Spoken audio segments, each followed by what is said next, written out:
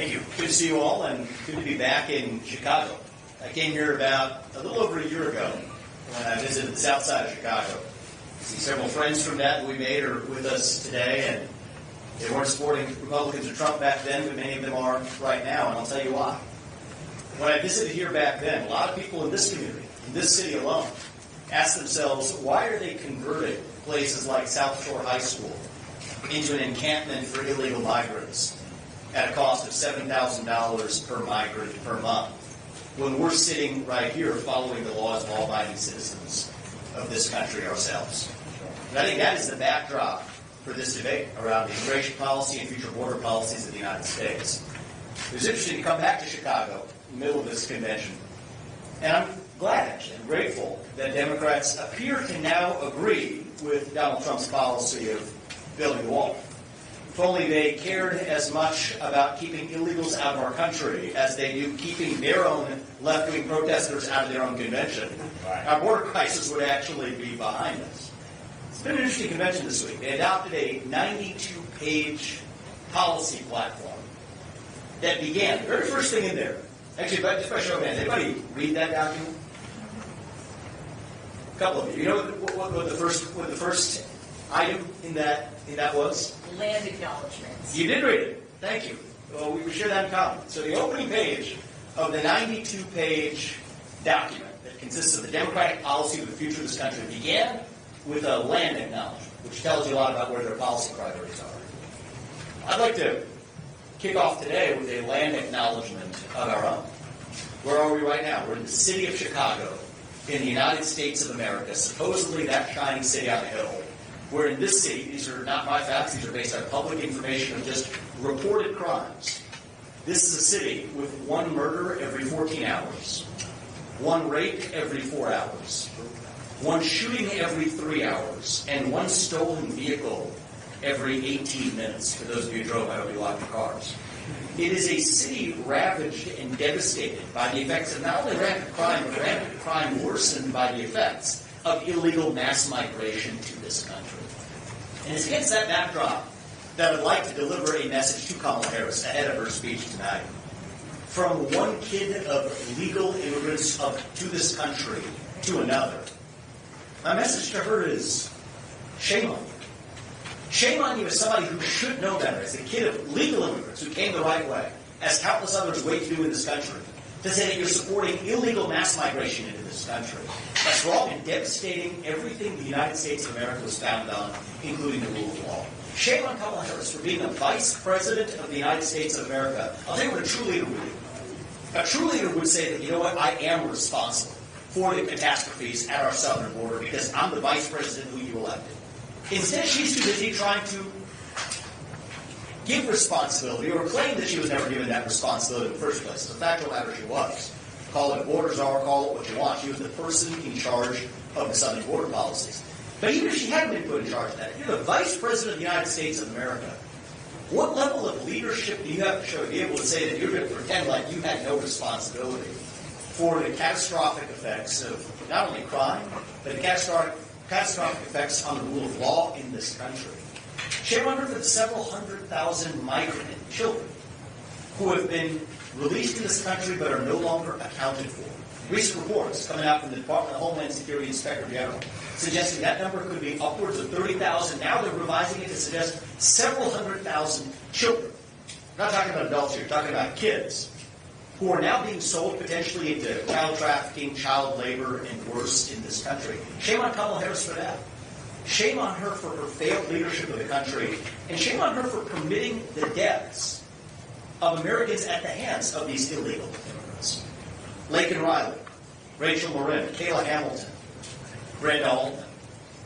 Those are great law-abiding Americans who were killed by criminals. She says, we're not going to call them criminals, I'll call them I'll call them criminals, who slaughtered law-abiding, good Americans sitting right here. So I challenge Kamala Harris tonight. She's given a speech. She has an opportunity to show herself as a leader of the free world, which she wants to be, the President of the United States of America, to have a spine and to apologize to the family members of Laken Riley, of Rachel Marin, of Kayla Hamilton, and of Brenda Altman.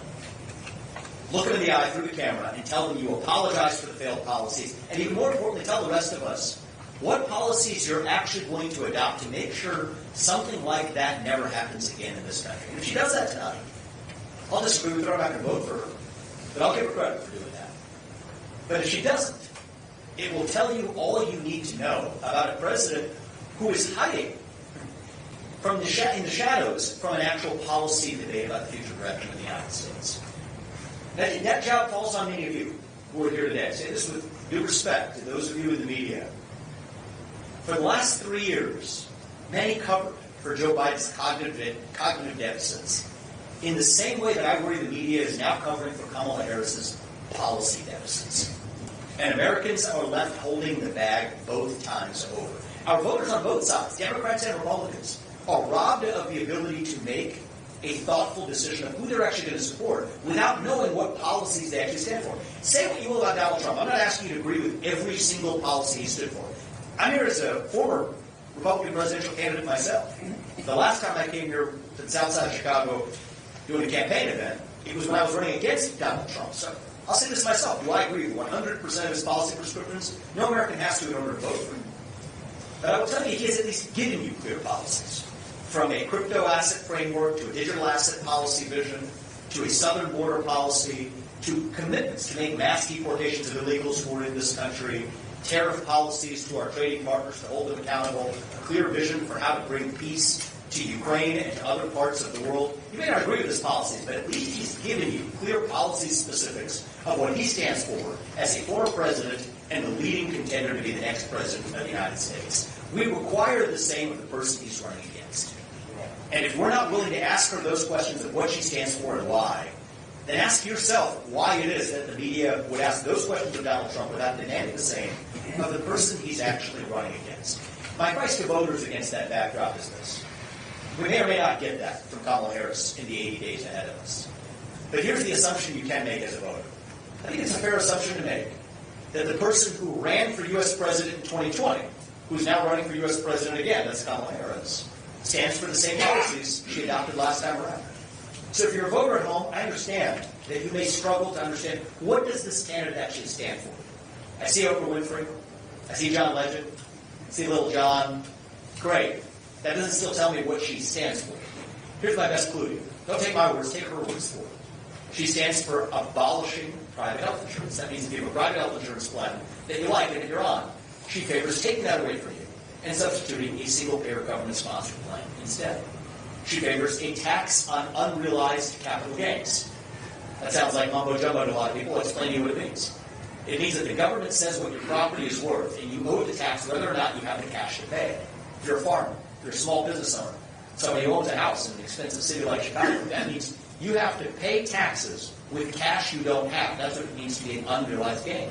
Kamala Harris favors that. She's somebody who has staunchly stood behind eliminating the filibuster in the Senate to ram through a Green New Deal that effectively would ban the existence of the coal industry, fracking, and other forms of energy production in the United States, contributing to inflation in America. And she's somebody who stands for the very policies that hurt the people they claim to help. So my demand of Kamala Harris and the media that ought to hold her accountable is to at least tell us what your policies are. Donald Trump hasn't been afraid to do that, that's why I respect it. And even though we may not vote for her, we can at least respect her and respect American democracy more if we have two candidates that can actually offer competing visions held accountable by the press to do it. But without that, that's the real threat to democracy that I see. All we've gotten out of her vice presidential pick, although I got to admit, I like this one, is Tim Walz's slogan. What does he say? Mind your own damn business. I actually got to admit, I kind of like that. Well, I think it's a message that we espouse ourselves. When it comes to entering your house and taking your gas stove, mind your own damn business. When it comes to letting millions of illegals into this country to commit crimes and mind our business, we tell them, mind your own damn business. When it comes to actually indoctrinating our children in this country, telling small businesses who they can or cannot hire with the CFPB or the Department of Labor, tracking your gender or race or sexual orientation statistics of your business, mind your own damn business. That is our message to the American people. You know what he said? They're all words. We're about action. In the next 80 days, I do believe we're going to determine the next 80 years of our trajectory as a country. I don't think that this is just an ordinary election where we just choose between two candidates who disagree with 1% one way or another on tax code. This runs deeper than that. This goes to the heart of who we are as a nation. And I believe we're going to be most successful in those 80 days. And I hope our questions can focus on this as well. As much as we will criticize the Democrats, we also go further than that. Donald Trump, in the next 80 days, he's already doing it, will offer you a vision of who we are and what we actually stand for, not just as Republicans, but as Americans. We're the party that stands for merit. The idea that you do get ahead in this country, not on the color of your skin, but on the content of your character and your contributions. We're the party that stands for free speech and open debate, who believes that you get to speak your mind openly. And those protesters out there do too, as long as we get to in return. We're the party who believes in self-governance and the rule of law. The idea that, yes, you do get to come to this country, as my parents did and Kamala Harris's parents did, legally through the front door, but not through the back door, and invade our country through a backdoor invasion that is eroding our national identity as we speak. We're the party that believes the people we elect to run the government should be the ones who actually run the government, not unelected bureaucrats sitting in Washington, D.C. That's what Drain the Swamp is all about. And I think once Americans see who we are and what we stand for, I think this still has the potential to be a 1980, 1984 style election all over again that, dare I say, unites this country, as I know personally Donald Trump seeks to do. Joe Biden claimed to want to unite the country. He failed to do it. Kamala Harris was right there at his side. She owns that national division at her feet. But if we want a president who's actually going to unite the country, not through some fake verbiage, not through words, but through action, and I think Donald Trump is going to be the man for the job, because success is unifying. Excellence is unifying. That's our heritage. That's who we are. That's who we always will be. And I think after the pageantry of the next 24 hours, I trust the American people to see through it.